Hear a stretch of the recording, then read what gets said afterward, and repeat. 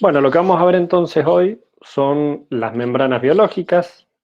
Dentro de esas membranas biológicas, como dijimos recién, vamos a tener la membrana plasmática, que las principales funciones son delimitar la célula, es decir, como vamos a ver después, va a establecer los límites y las formas de la célula, y sobre todo va a mantener la diferencia que hay entre el medio extracelular y el interior de la célula.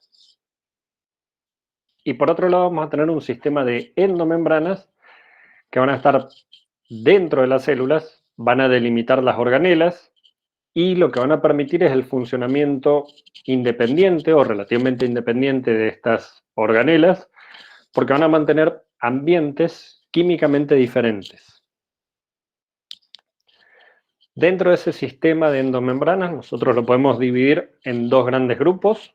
Primero las membranas que están asociadas a la vía endocítica, es decir, como vamos a ver después, todo lo que sucede desde el exterior de la célula hacia el interior de la célula, es decir, el ingreso de material, cómo ese material que está ingresando va a ser tratado por las diferentes organelas para después ser utilizado, y entre esas endomembranas vamos a tener todo el sistema endolisosomal, el complejo de Golgi y el retículo endoplásmico. Dentro de la vía exocítica, es la vía que permite la liberación de material desde la célula hacia el exterior, donde también van a formar parte el retículo endoplásmico, el complejo de Golgi y después las vesículas post-Golgi. Todos estos procesos de la vía endocítica como la vía endocítica le vamos a dedicar clases especiales para cada uno de ellos para ir definiendo su funcionamiento y sus componentes principales. En el caso de las membranas biológicas, nosotros vamos a estar interesados sobre todo en 4 puntos principales: la estructura, la composición, las propiedades y la función de esas membranas biológicas. Cuando hablamos de la estructura, nosotros conocemos la estructura de las membranas biológicas desde hace relativamente poco.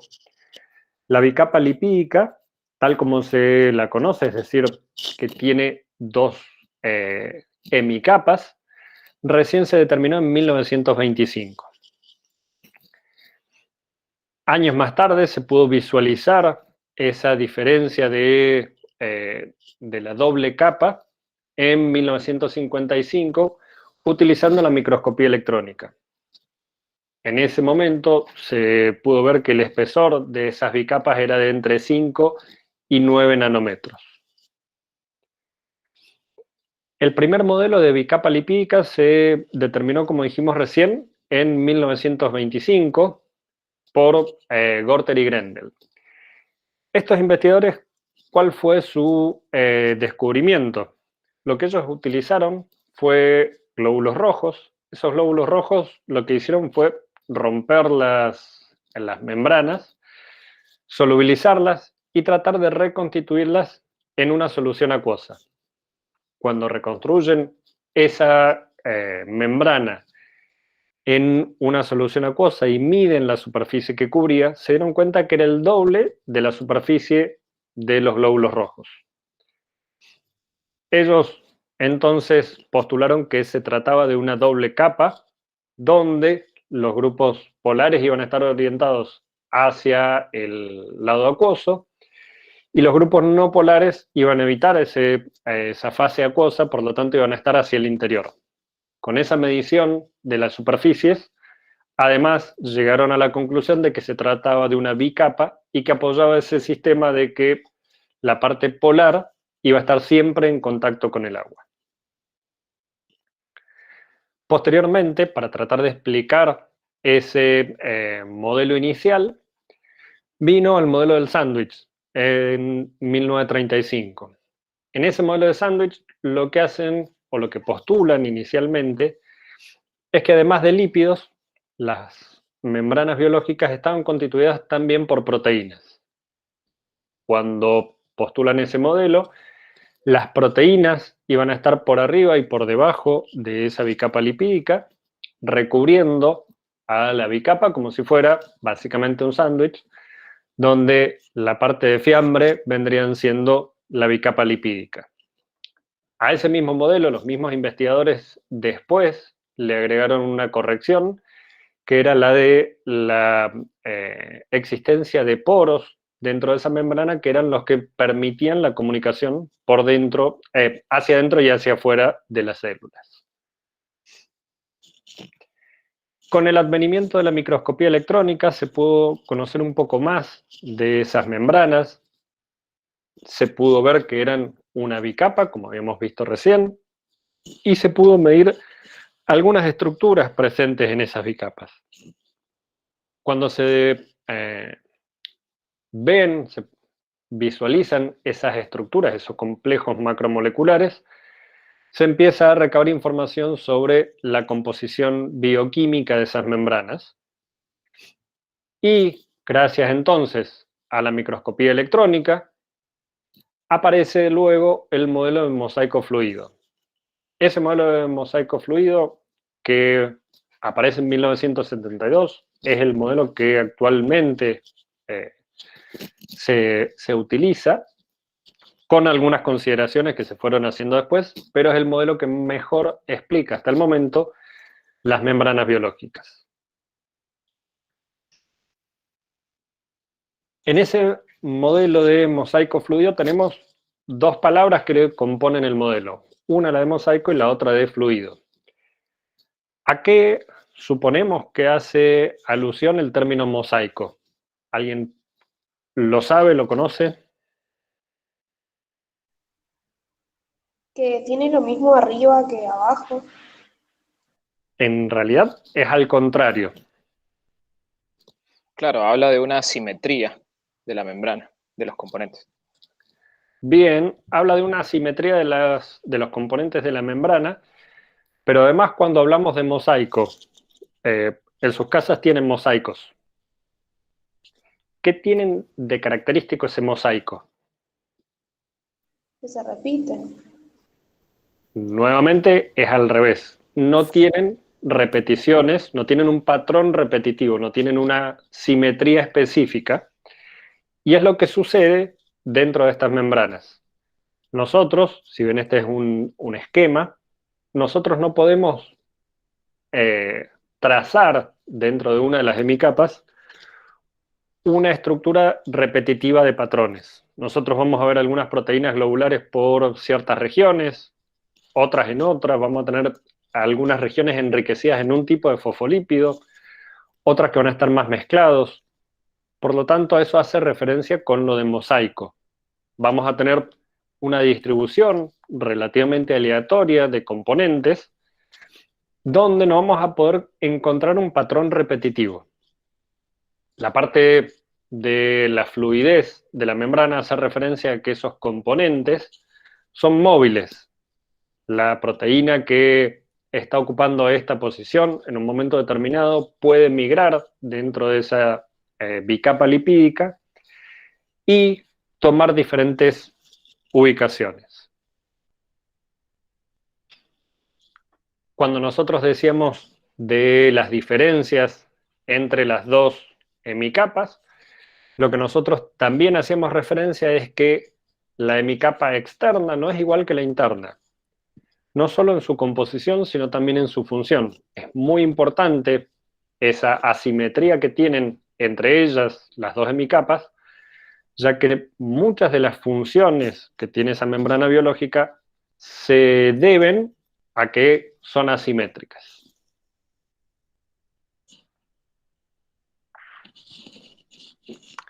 Cuando hablamos de la composición, ya algo habíamos adelantado, íbamos a tener diferentes tipos de macromoléculas dentro de esas membranas biológicas. La primera de los modelos que explicaban esa composición es del año 1890, donde se propuso inicialmente que estaba constituida por lípidos únicamente, en función del estudio de raíces de plantas. Dentro de los lípidos que nosotros podemos encontrar, vamos a hallar sobre todo los fosfoglicéridos. esos fosfoglicéridos, vamos a encontrar 4 principalmente dentro de ese grupo: la fosfatiletanolamina, fosfatilserina, fosfatilcolina y esfingomielina. Muchos de ellos van a estar relacionados con glicerofosfolípidos, pero también vamos a tener esfingolípidos. La diferencia o las características principales de estas moléculas son que tienen una región que es apolar, que son las colas de ácidos grasos, y tienen cabezas polares que van a ir variando en función del tipo de fosfolípido del cual estemos hablando. Dentro de los esfingolípidos, en lugar de partir de un glicerol, partimos del esfingol, y ese alcohol también va a estar unido a ácidos grasos y a una cabeza polar que le va a dar la característica de cada uno de esos esfingolípidos. Además, y en las células animales únicamente, vamos a tener una molécula asociada a los lípidos, como es el colesterol.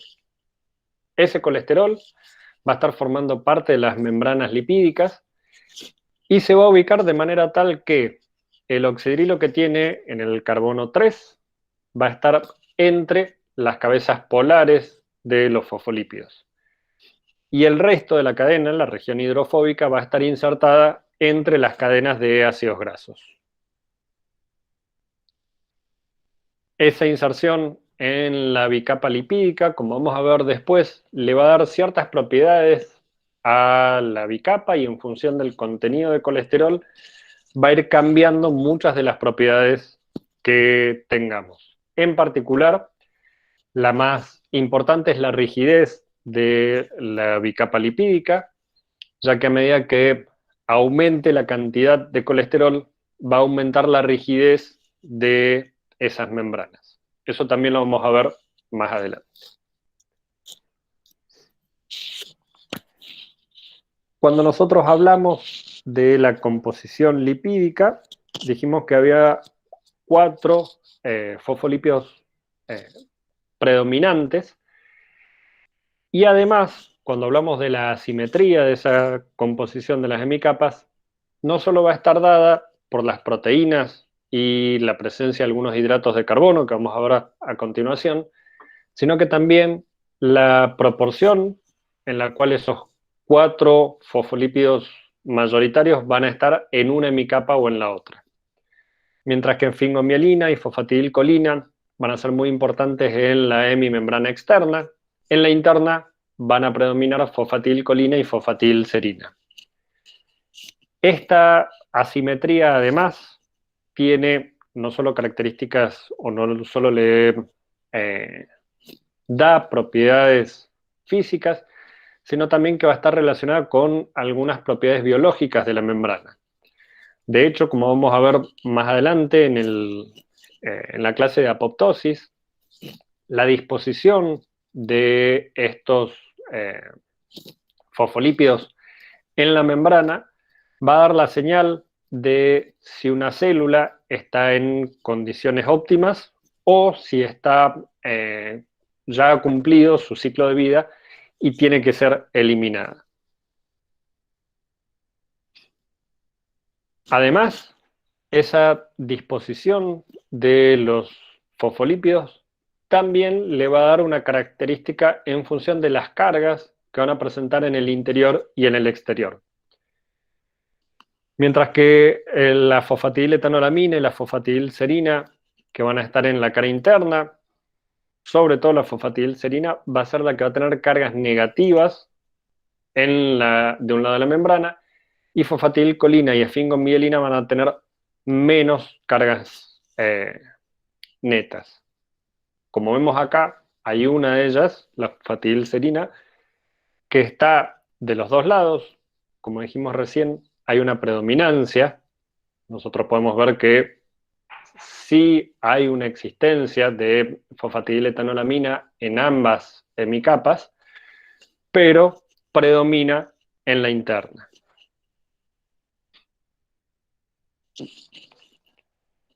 Por otro lado también, agregando más asimetría en la membrana, algunos de los lípidos que forman parte de esas hemicapas van a estar modificados. Van a estar modificados con moléculas de hidratos de carbono unido a esas cabezas polares. Esos glicolípidos van a tener diferentes funciones dentro de las hemicapas. ¿Alguien sabe alguna de las funciones que tienen esos glicolípidos?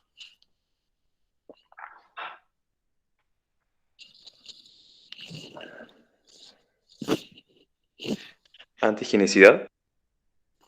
Antigenicidad. Bien. ¿Qué más? Pueden intervenir en la adhesión con la matriz extracelular. Bien, van a intervenir en la adhesión, reconocimiento de célula-célula y unión intracellulares, y además van a permitir el reconocimiento de factores externos que se asocian a las membranas.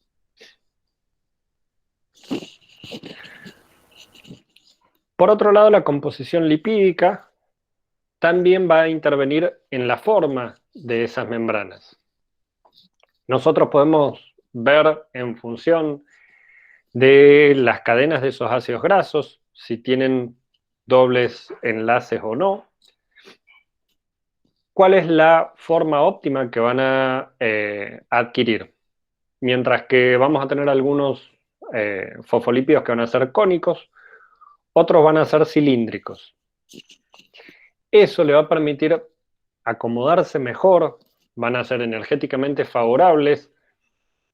Los arreglos de estos fosfolípidos cilíndricos en superficies planas, mientras que los cónicos van a tender a formar curvas dentro de esas membranas. Por lo tanto, la composición y el enriquecimiento de cada uno de estos fosfolípidos en diferentes regiones de la bicapa van a permitir que se formen las curvas que vamos a tener en cada una de las regiones de una célula.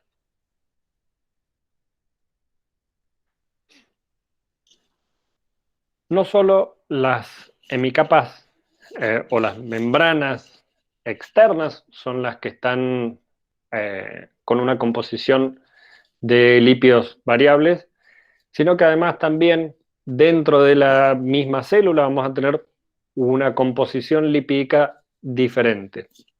Acá tenemos simplemente algunos ejemplos donde tenemos la concentración de cada uno de los fosfolípidos principales, como dijimos recién, y también glicolípidos y colesterol.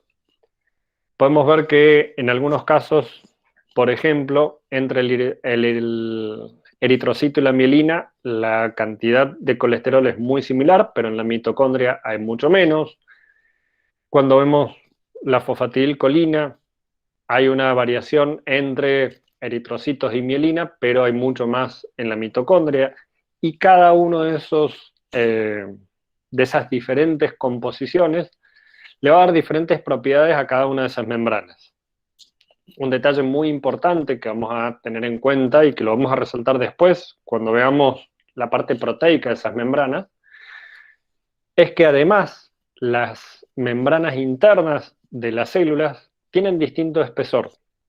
Nosotros habíamos hablado de entre 5 y 9 nanómetros de espesor de una bicapa lipídica, y en el caso de las membranas internas, las endomembranas, las diferencias entre una y otra son mínimas, pero esas diferencias mínimas le van a dar propiedades diferentes en cuanto a las proteínas que se puedan anclar a esas membranas. Ya cuando veamos cómo se anclan las membranas vamos a poder comprenderlo mejor. Nuevamente tenemos ahora la diferencia de composición lipídica, pero ahora comparando la membrana plasmática con membranas internas, desde el complejo de Golgi hasta las membranas de los lisosomas, y podemos ver que si bien la mayoría tiene prácticamente el mismo tipo de lípidos, hay algunos en los que la predominancia de la fosfatidilcolina es mayor y en otros casos, por ejemplo, vamos a tener más esfingolípidos. Ahora vamos a pasar a otro componente de las membranas, que son las proteínas. Esas proteínas, cuando nosotros las vemos rápidamente o en los primeros análisis que se hicieron, podíamos separarlas en proteínas periféricas de membrana y proteínas integrales de membrana. Con esas dos características, la diferencia principal viene de cómo nosotros podemos tratar esas membranas para poder liberar las proteínas. Cuando tenemos una proteína periférica que está asociada a una membrana, nosotros con tratamientos con fuerza iónica podemos liberar esas proteínas. Pero para poder liberar y purificar las proteínas integrales de membrana, necesitamos tratamientos mucho más drásticos. En general, vamos a necesitar de detergentes para solubilizar completamente la bicapa lipídica y recién ahí poder liberar a esas proteínas integrales de membrana. Como decíamos recién, esas proteínas van a tener algunas regiones que van a estar insertadas en la membrana plasmática.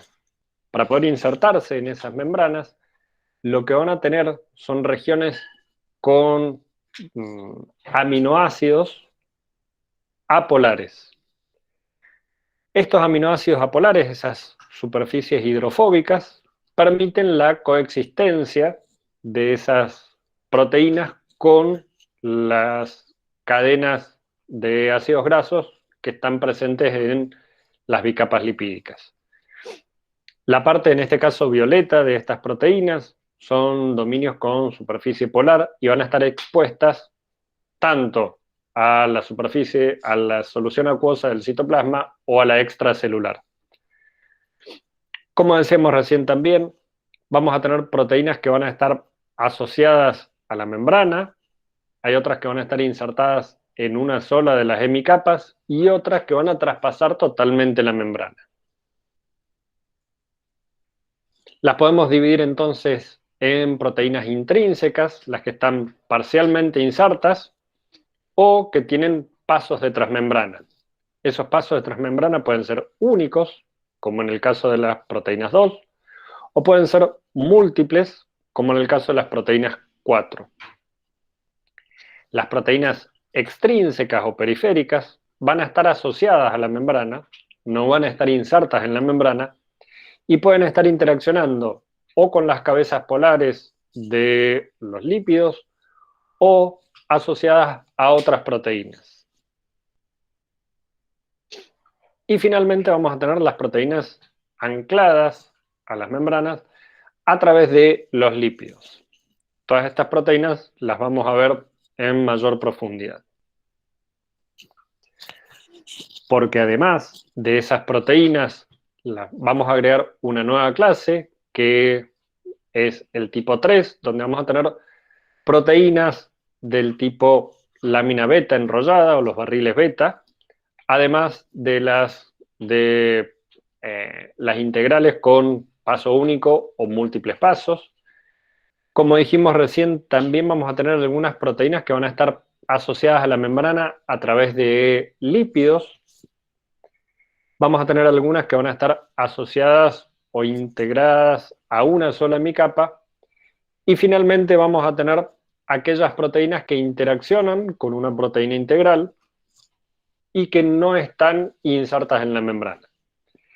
Esas proteínas, como decíamos recién, van a ser fácilmente removibles con tratamientos menos drásticos, ya que en general esas interacciones en algunos casos son covalentes, en otros casos son interacciones iónicas, o simplemente están unidas por afinidad con esas proteínas integrales. Ahora bien, dentro de todas estas proteínas, ¿qué funciones se les ocurren para cada una de ellas? ¿Conocen las funciones de las proteínas de membrana? Pueden haber enzimas, receptores, canales. Bien, numéricamente hablando, ¿cuál sería o cuál podría cumplir de estas que están acá el rol de enzima, el rol de receptor, el rol de canal? De canal la 1 y la 2. Las de tipo 3, las de La canal. Ajá. Bien, La 1 En- puede ser de transducción de señales, por ejemplo, de receptor. perfecto. ¿Podría ser una enzima? Yo la de tipo 5 la vería como una enzima. En realidad la 5 y la 1 y la 2 Sí, también podrían ser enzimas. podría tener, por ejemplo, las del tipo 5 y 6. ¿Cómo, profe? Se le cortó la primera parte. ¿Qué rol podrían tener las proteínas del tipo 5 y 6? La de tipo 5 podría ser de anclaje, por ejemplo, de proteínas del citoesqueleto. Bien, Y De la 6, reconocimiento. perfecto. La 6 también podría funcionar, o la 5, como reconocimiento, como señalización. Eso es lo que vamos a ver a continuación. Vamos a hacer un breve repaso de cuáles son las funciones asociadas a estos tipos de proteínas y cuáles son los requerimientos que van a tener para poder estar o asociadas o integradas a las membranas. Dentro de esas proteínas de múltiple paso, por ejemplo, no solo van a poder funcionar como enzimas, como habíamos mencionado recién, sino que también pueden funcionar como para facilitar el traspaso de moléculas por una membrana. En este caso, cuando nosotros necesitamos que la membrana sea permeable a ciertas moléculas, sobre todo aquellas que son hidrofílicas, puedan pasar a través de este tipo de proteínas y además, como vamos a ver después, a través de las proteínas canal también. En este caso, como decíamos recién, vamos a tener proteínas integrales de membrana con uno o más pasos a través de la membrana. Esos pasos están mayormente compuestos por hélices alfa. Y esas hélices alfa, ¿qué tipo de aminoácidos van a tener? hidrofóbicos.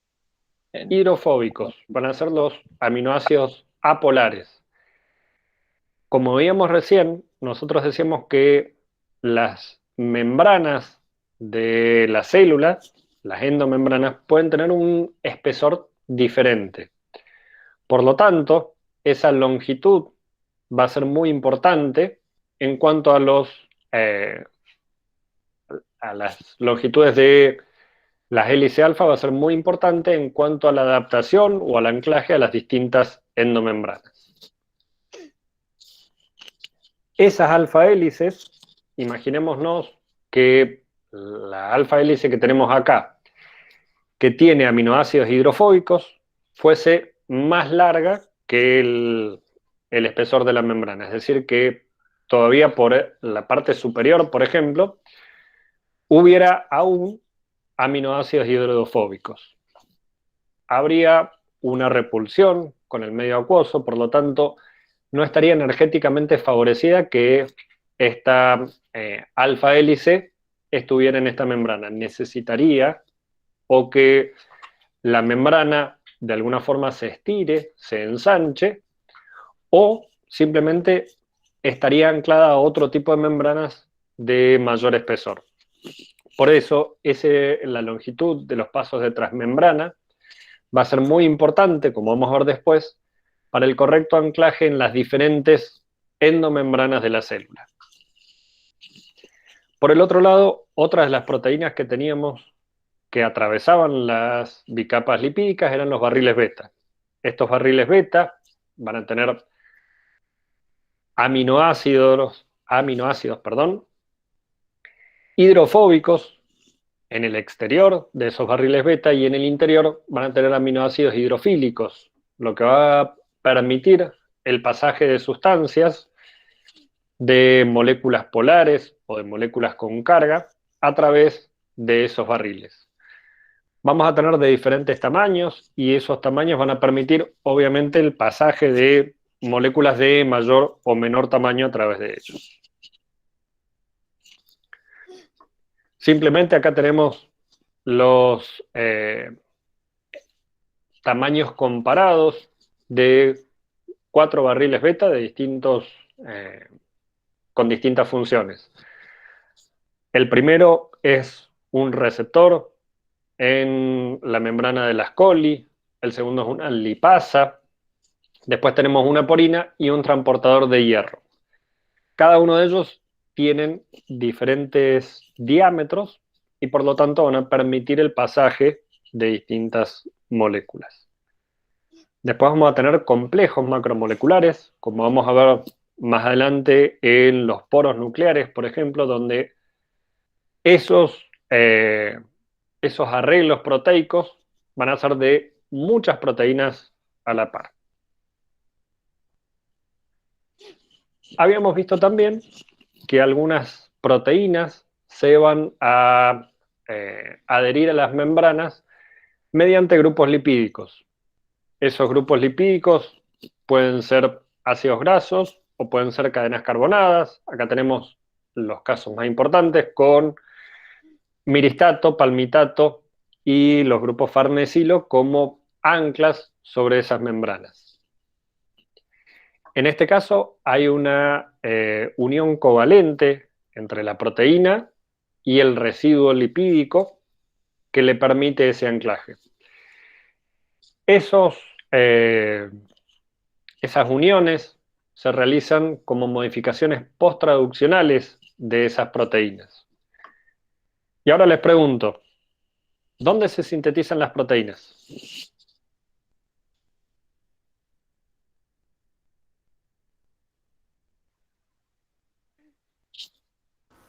En el citoplasma.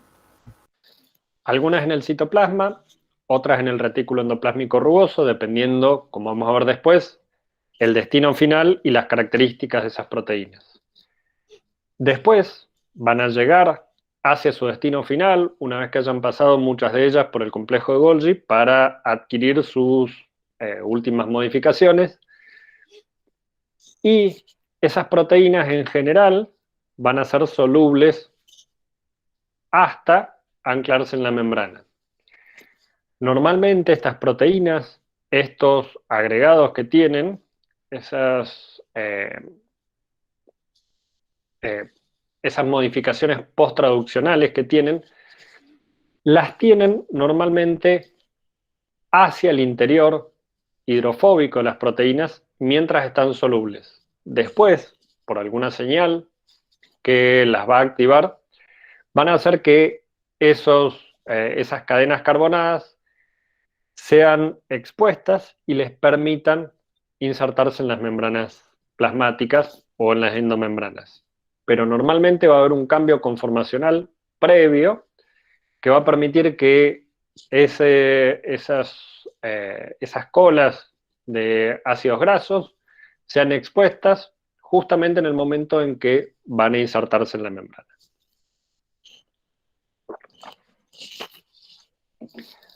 Además, vamos a tener algunas proteínas, muchas de ellas, que van a estar glicosiladas. Esa glicosilación que se va a producir, se va a iniciar en el retículo endoplásmico y se va a terminar en el complejo de Golgi, le va a permitir, como dijimos antes, el reconocimiento entre células, la señalización. No solo vamos a tener proteínas que van a estar glicosiladas, sino también, como vamos a ver después, vamos a tener lípidos glicosilados. Además de eso, vamos a tener algunas interacciones entre las distintas partes de la proteína, como por ejemplo los puentes disulfuro, que también vamos a ver dónde y cuándo se forman. Como decíamos recién, no solo las proteínas van a estar glicosiladas, sino que también los lípidos van a estar glicosilados. van a tener un patrón distintivo de glicosilación. No va a ser lo mismo las proteínas que estén citosólicas que las que estén hacia el exterior celular. Van a tener diferentes patrones de glicosilación y eso le va a dar características propias a cada una de ellas. Esa asimetría que nosotros estamos hablando de las proteínas van a permitir que algunas de esas proteínas sirvan para captar señales desde el exterior, como dijimos recién, algunas van a actuar como receptores, otras van a actuar como canales, por lo tanto vamos a necesitar que atraviesen la membrana. Otras van a hacer transducción de señales, es decir, que van a captar una señal desde el exterior y la van a traducir hacia el interior. Y para cada una de ellas hay una forma de proteína que se adapta mejor. Esas proteínas, por ejemplo, forman parte además del glicocálix. Ese glicocálix, en este caso tenemos una microscopía electrónica nuevamente, donde podemos ver cómo los hidratos de carbono asociados a esas proteínas están interaccionando entre ellos. Esos son los que van a permitir el reconocimiento, la unión entre las células. Vamos a tener proteínas lectinas, que son las que van a leer, que van a censar esos hidratos de carbono presentes en las proteínas, que van a servir no solo como señalización, sino también, como dijimos recién, de sitios de unión entre las diferentes células. Uno de los más, experimentos o de las herramientas más útiles para determinar sobre todo lo que decíamos recién de la simetría de las hemicapas es la criofractura. Y en particular nos sirve sobre todo para la visualización de las proteínas. Esa criofractura consiste en una técnica que lo primero que hace es congelar la muestra. Se congela la muestra alrededor de 200 grados bajo cero y se va a hacer una fractura de la muestra, es decir, lo que nosotros vamos a hacer, por eso se llama criofractura, vamos a congelarla y vamos a separar las dos hemicapas. Después lo que vamos a hacer, vamos a fijar las hemicapas en una superficie, en general es de platino y de carbono.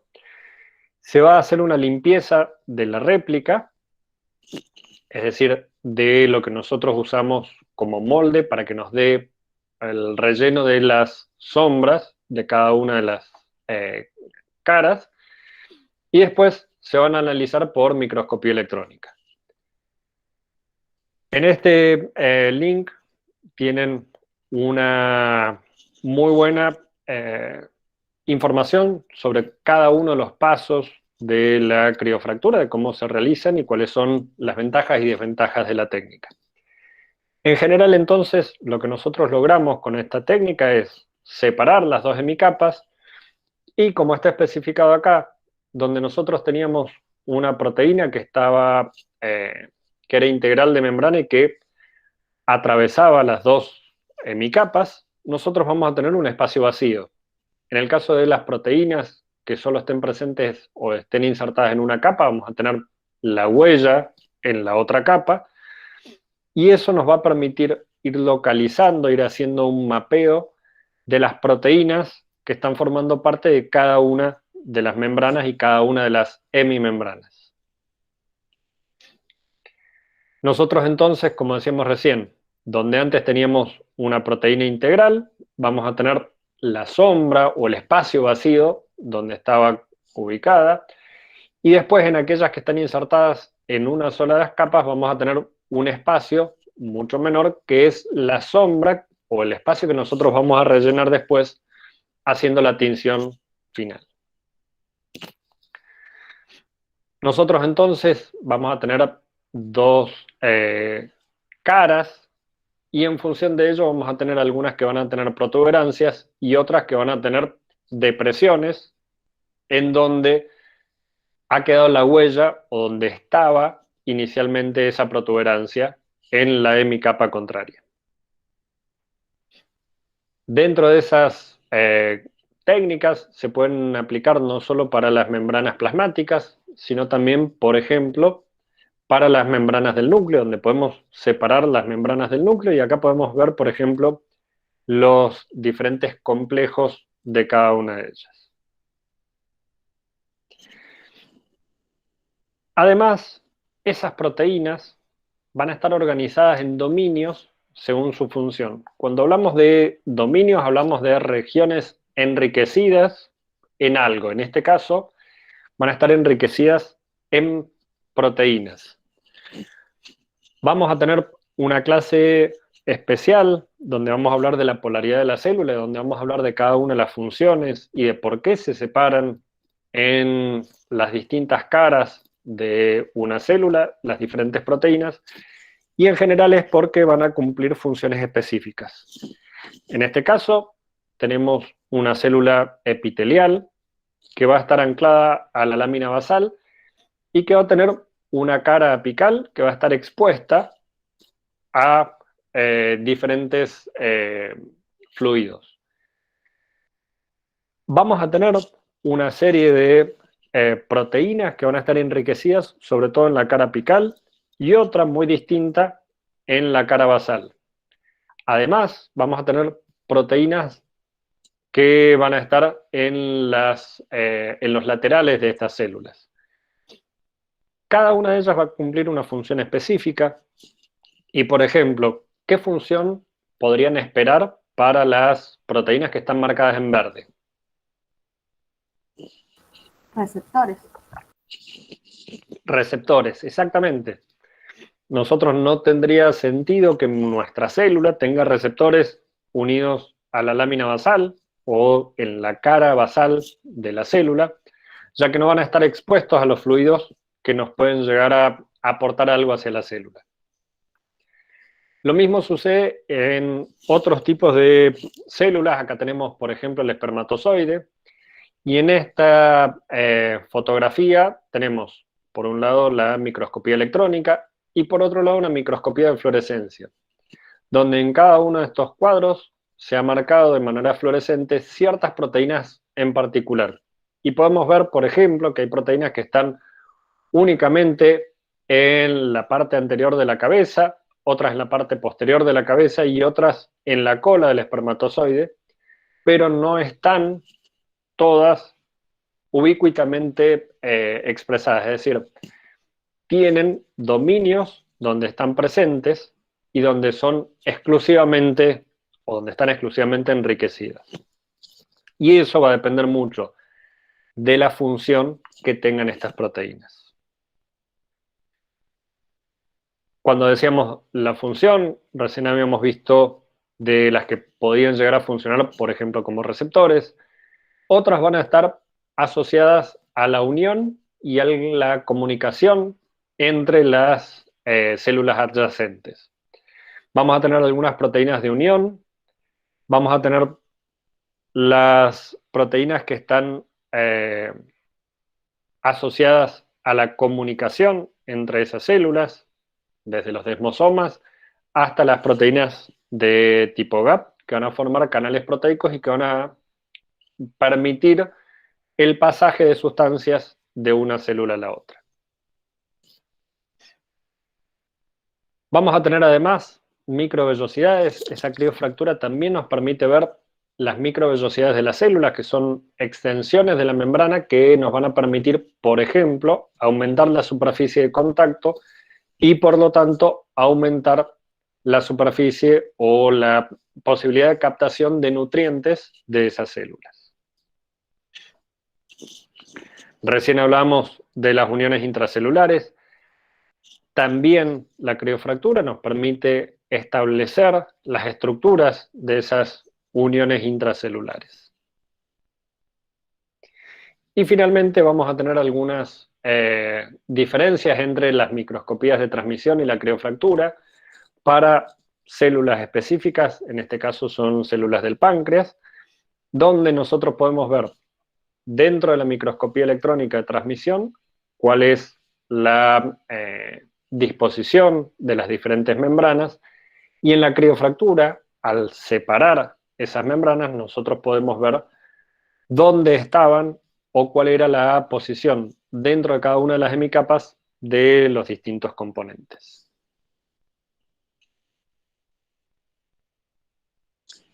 A continuación vamos a hablar de las propiedades. Nosotros habíamos hablado de dos propiedades muy importantes. Una es la fluidez y la otra es la permeabilidad selectiva de esas membranas.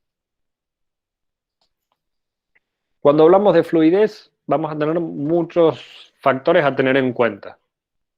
En primer lugar, la temperatura.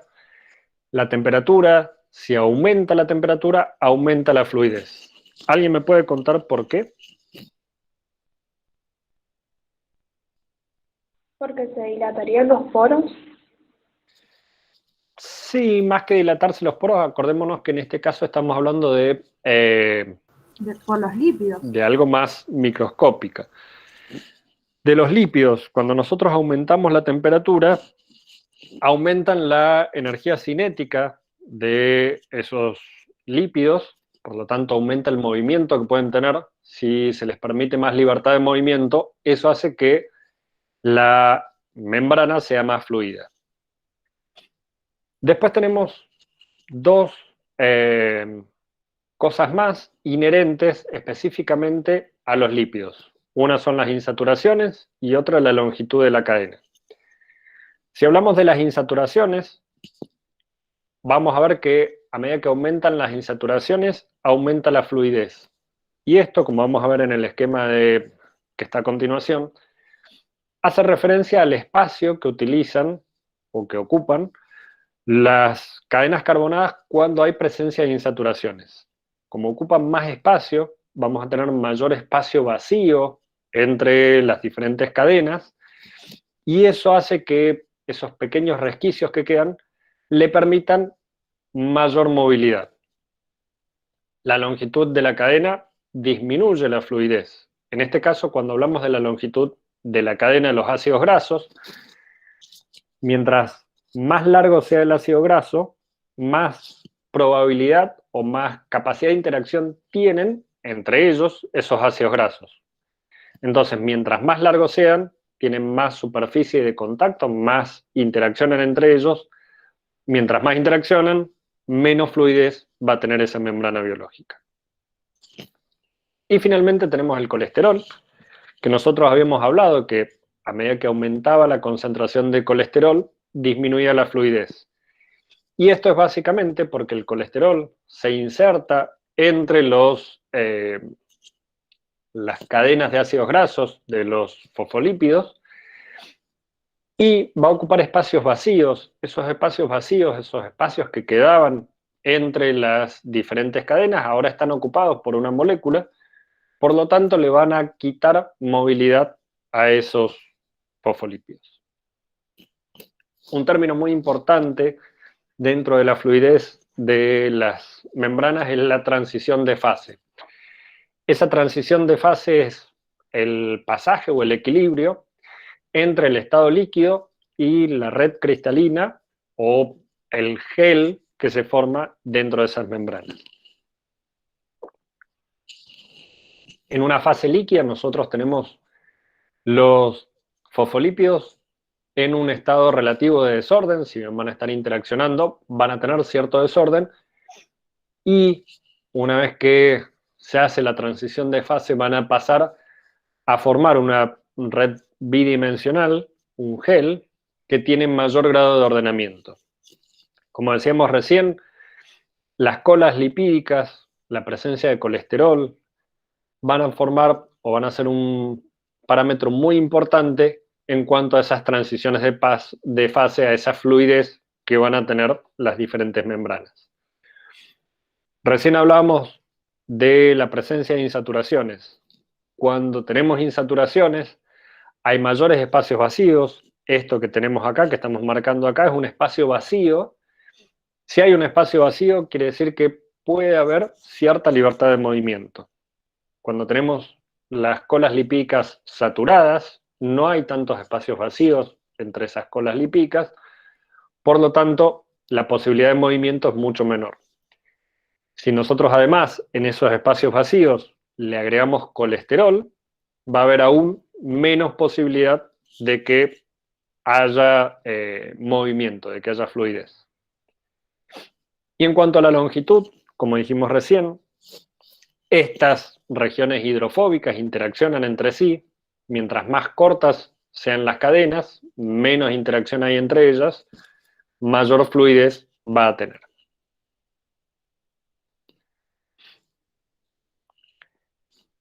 En el caso de los lípidos, que forman parte de la membrana, van a tener movimientos de diferentes tipos. Uno de ellos va a ser la rotación. Las cadenas lipídicas van a poder cambiar su posición, ya que ese fosfolípido va a rotar sobre su eje. Van a tener movimientos de flexión, en ese caso únicamente las cadenas de los ácidos grasos son los que se pueden mover entre ellos, no tienen una estructura rígida, sino que pueden moverse entre ellos. Va a ser más restringido en el caso de que haya insaturaciones, pero tienen movimientos de flexión. Un movimiento muy importante es la difusión lateral de esos lípidos, que van a poder migrar y desplazarse dentro de una membrana. Y además vamos a tener un movimiento de flip-flop. Ese movimiento de flip-flop involucra el intercambio de un lípido que está en una membrana hacia la otra.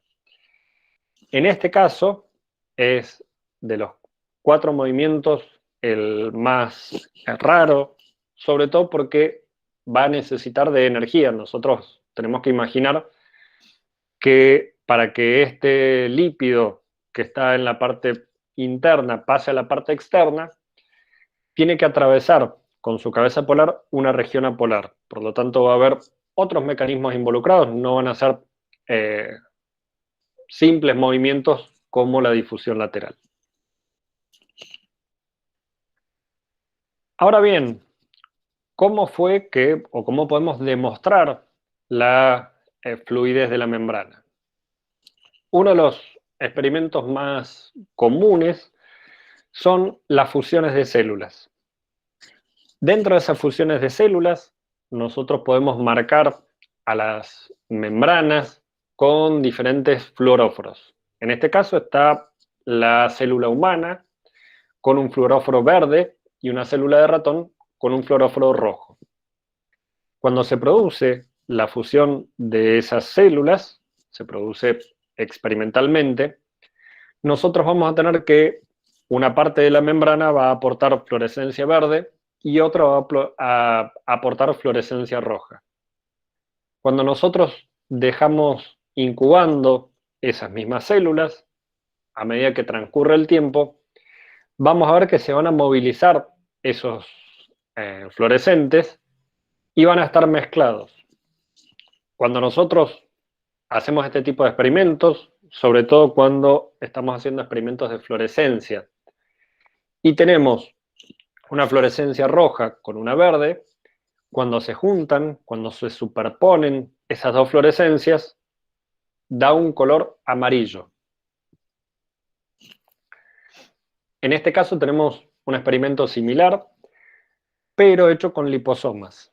Los liposomas son mezclas lipídicas artificiales, se pueden hacer de simple o de doble capa, y a esos liposomas se le pueden insertar, por un lado, fluoróforos, por otro lado se le pueden insertar proteínas, y lo que es muy importante, se pueden hacer, como son artificiales, se pueden hacer con la mezcla lipídica que nosotros creamos conveniente. Por lo tanto, podemos hacer liposomas que son más similares a la membrana del complejo de Golgi, por ejemplo, o hacer una mezcla lipídica que sea más similar a la membrana externa de la mitocondria. En cualquier caso, en este caso, se hace una fusión de estos dos liposomas, y una vez que transcurre el tiempo, lo que se puede notar es que los fluoróforos verdes y los rojos se van mezclando entre sí. Como dijimos recién, la mezcla o la superposición del color rojo con el color verde en fluorescencia se visualiza de color amarillo. Otro método para demostrar la fluidez es el de fotoblanqueado. El de fotoblanqueado es, la técnica se denomina FRAP, por la recuperación de la fluorescencia después del fotoblanqueado.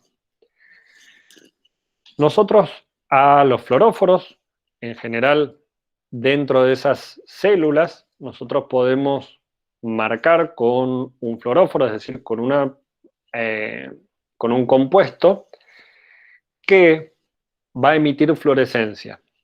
Esa fluorescencia la emite gracias a que nosotros lo excitamos en una longitud de onda y va a emitir fluorescencia en una longitud de onda diferente. Cuando nosotros sobreexcitamos a ese fluoróforo, lo blanqueamos, es decir, le eliminamos esa capacidad de ser fluorescente después.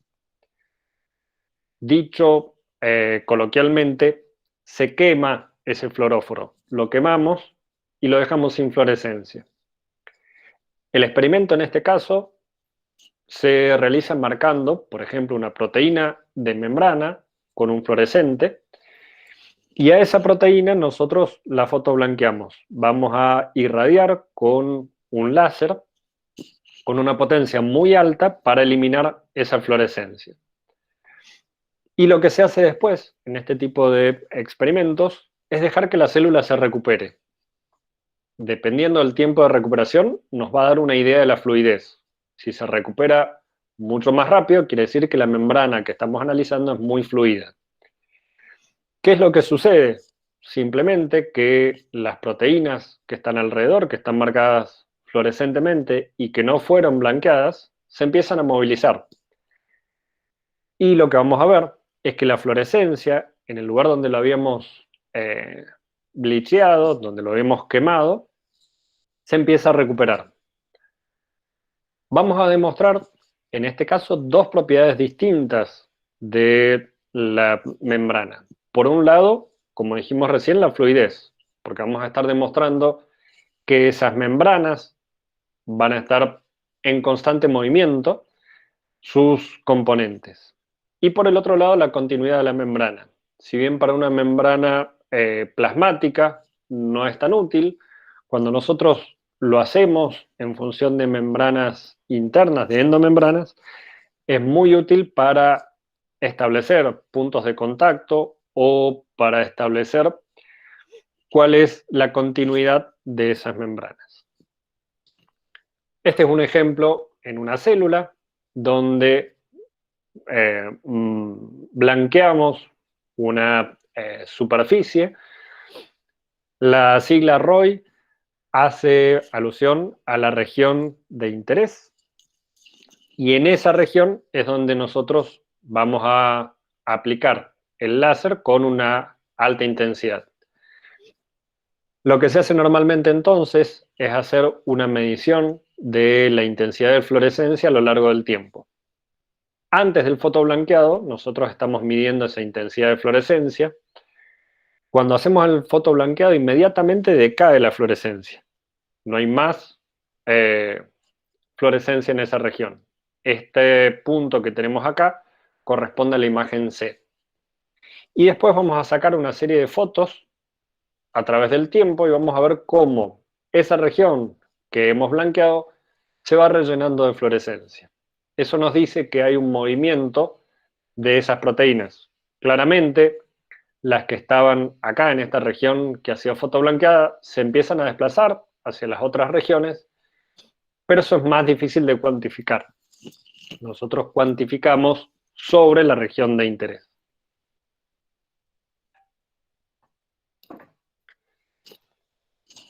Profe, Sí. tengo una pregunta. ¿Para qué se demuestra la fluidez? O sea, ¿se usa solo en investigación o sirve para diagnosticar algo? En realidad sirve para diagnosticar enfermedades, no es un método de diagnóstico directo, pero sí vos podés ver el estado de diferentes células en función de las condiciones fisiológicas o condiciones patológicas. La pérdida de movilidad puede tener, la pérdida de movilidad dentro de una membrana puede tener distintas razones y además vos podés generar esas pérdidas de movilidades o aumentar la movilidad dentro de la membrana con diferentes propósitos, ya sea para darles características que antes no tenían por la sobreexpresión de una proteína, o podés analizar cuál es la causa de una enfermedad debido a esa pérdida de comunicación que tienen las membranas. Ah, bien. Gracias. De nada. Nosotros habíamos comenzado hablando del modelo del mosaico fluido. Mosaico habíamos dicho que era por los patrones que tienen, que no son repetitivos, y fluido por una cuestión de que tienen fluidez, y además, como acabamos de ver, hay experimentos que contribuyen a mostrar esa fluidez.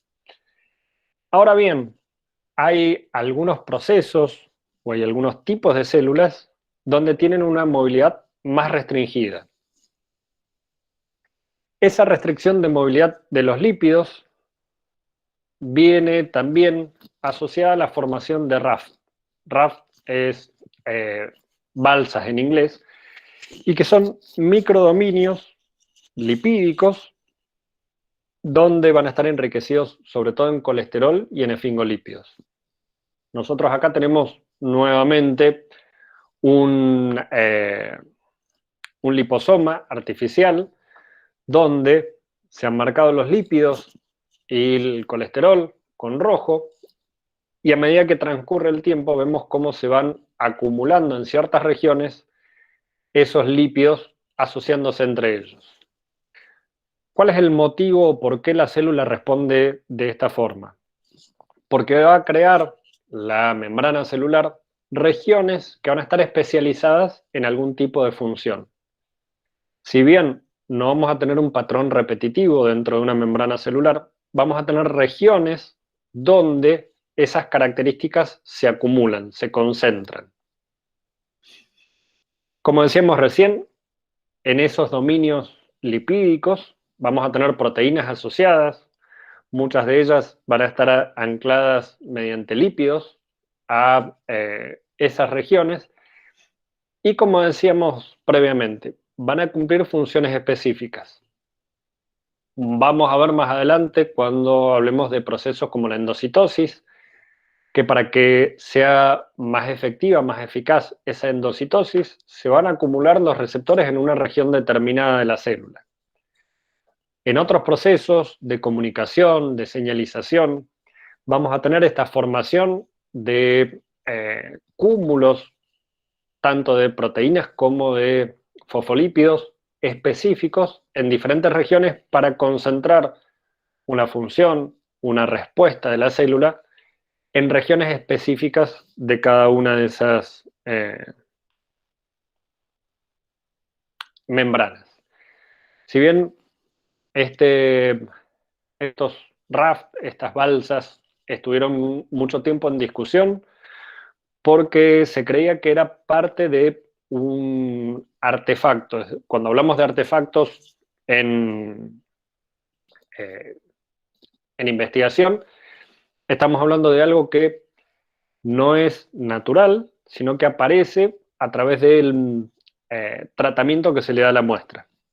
Inicialmente, para poder aislar o estudiar a estos RAF, lo que se hacía eran tratamientos con diferentes detergentes para ir degradando la membrana, para ir solubilizando la membrana. Y cuando se analizaban los restos que iban quedando, se encontraban con algunos parches, es decir, con algunos dominios donde tenían enriquecidos ciertos fosfolípidos. Los que estaban en contra del modelo de los RAF decían que la misma solubilización de la membrana era la que hacía que los lípidos más resistentes a esos detergentes se juntaran, y era un artefacto del tratamiento que se le estaba haciendo. Posteriormente hubo diferentes metodologías que no necesitaban la ruptura de la membrana para poder estudiar y para poder demostrar la presencia de los RAF en las membranas celulares. Esos RAF, como dijimos, van a tener proteínas asociadas y van a tener funciones asociadas. Una, como vimos antes, eran las interacciones entre las células, y otra muy importante, sobre todo en células como los glóbulos rojos, es la interacción con el citoesqueleto. Dentro de las proteínas del citoesqueleto, que vamos a ver la semana que viene, van a estar ancladas en la cara citoplasmática, es decir, en la cara interna de esa membrana, a diferentes puntos dentro de la membrana. Esos puntos van a ser específicamente proteínas. Esas proteínas integrales de membrana, algunas van a tener funciones de canal, como vamos a ver después, pero van a ser utilizadas por proteínas asociadas al citoesqueleto para anclar el citoesqueleto a la membrana. Por lo tanto, eso va a restringir la movilidad de esas proteínas. Ahora no se van a poder mover libremente porque van a tener asociado todo el citoesqueleto, todo el sistema del citoesqueleto hacia el interior de la célula. Por lo tanto, además de los RAF, como vimos recién, este anclaje con el citoesqueleto, esta interacción con el citoesqueleto, les resta movilidad a algunos componentes de la membrana. Finalmente vamos a ver la permeabilidad selectiva de estas membranas biológicas.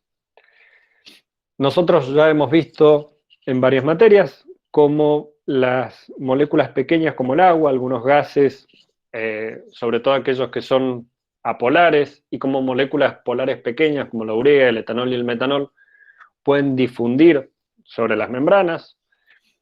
Esa difusión va a ser a favor del gradiente, es decir, van a ir desde donde está más concentrado hacia donde está más diluido. En caso contrario, van a necesitar algunas proteínas específicas que faciliten ese pasaje. Moléculas más grandes como la glucosa, como iones o macromoléculas no van a poder pasar a través de la membrana, por lo menos no van a difundir a través de la membrana. Cuando hablamos de las funciones de la membrana, entonces, la primera es que va a actuar como una barrera semipermeable para mantener las diferencias entre el medio extracelular y el citosol o la composición interna de las organelas.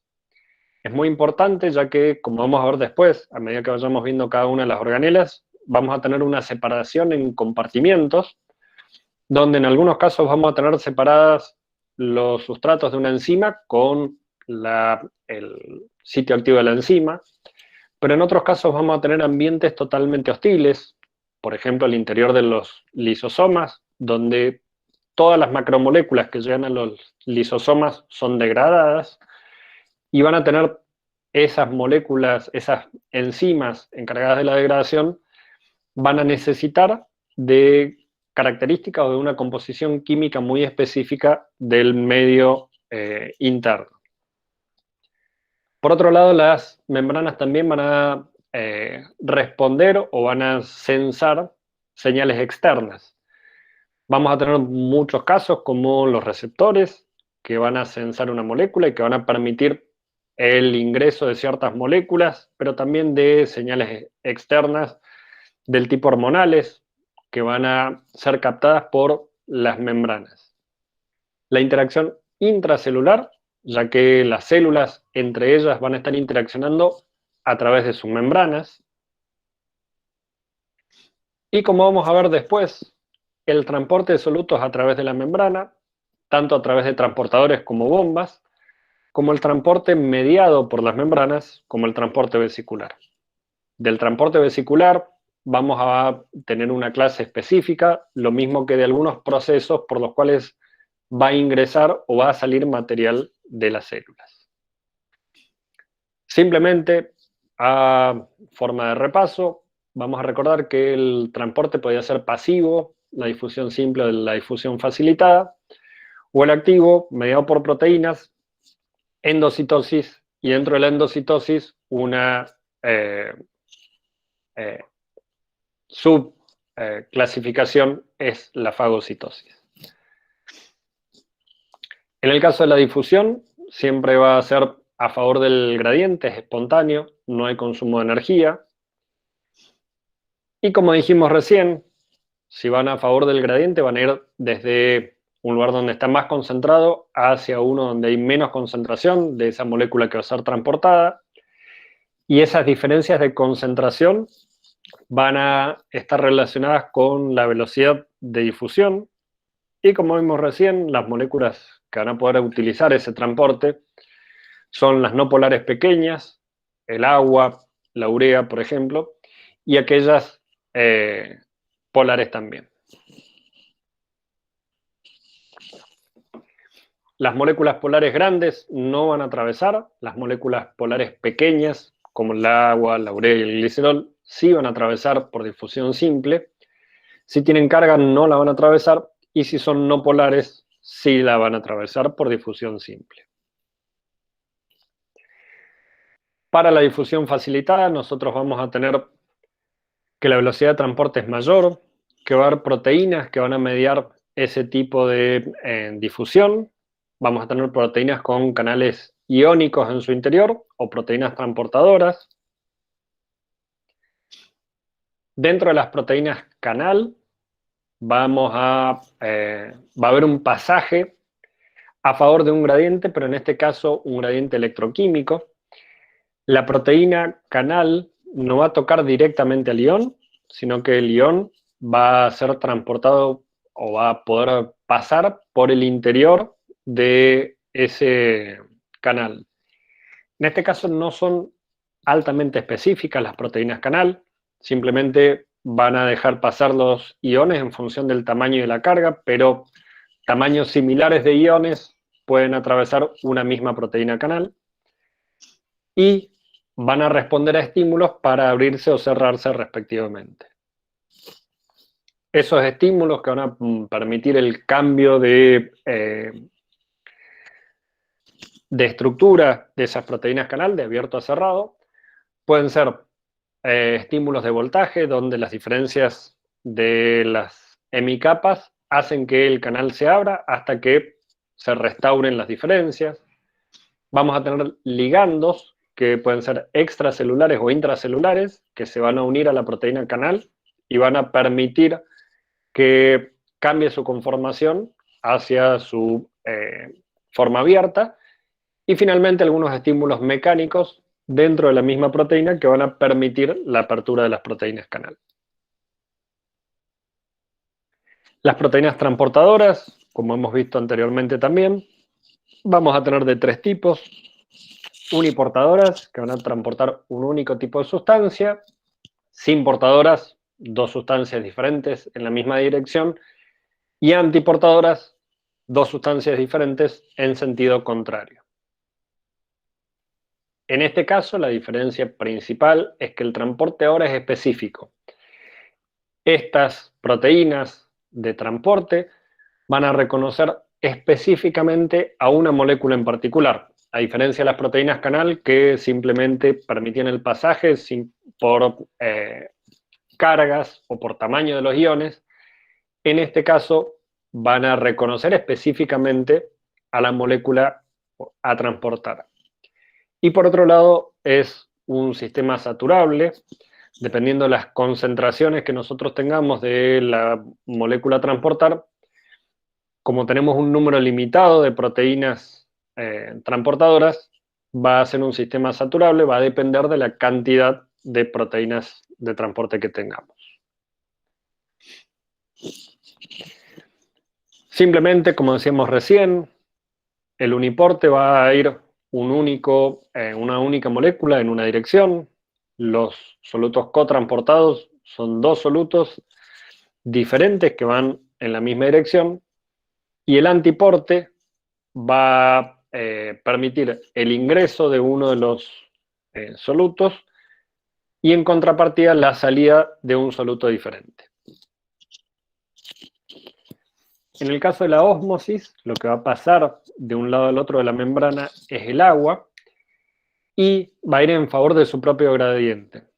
La finalidad de la ósmosis es de igualar las concentraciones de un lado y del otro de una membrana semipermeable.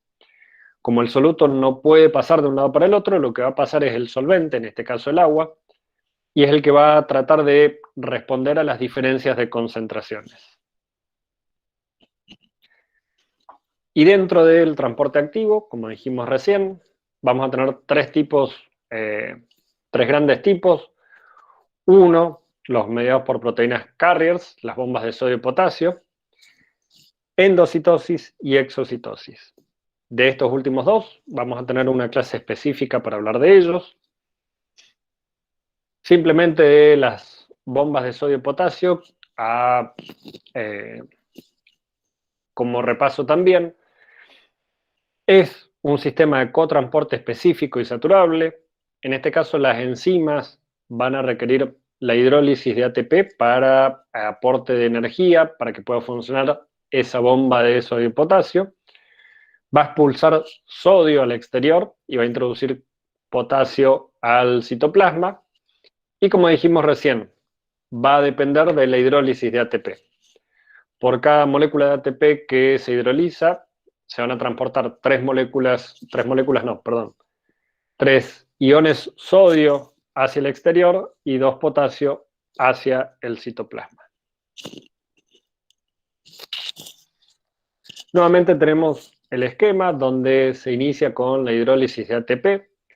Esa hidrólisis permite que el sodio haga su pasaje y una vez que el sodio ha sido liberado al espacio extracelular, va a ingresar el potasio en la dirección contraria.